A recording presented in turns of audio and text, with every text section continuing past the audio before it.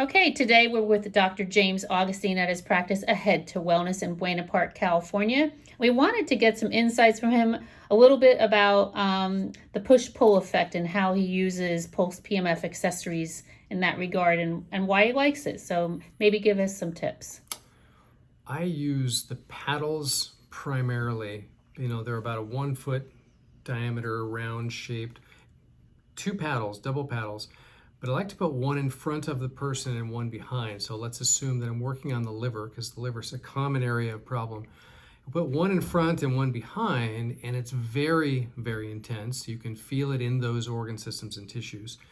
And with that, you're getting the energy go straight through them, back and forth, back and forth.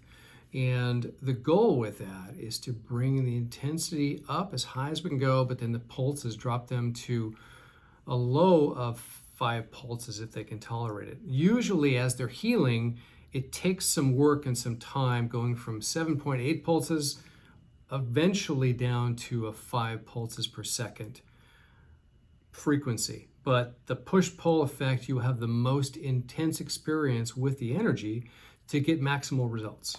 Oh, we love that. Thank you so much. You betcha.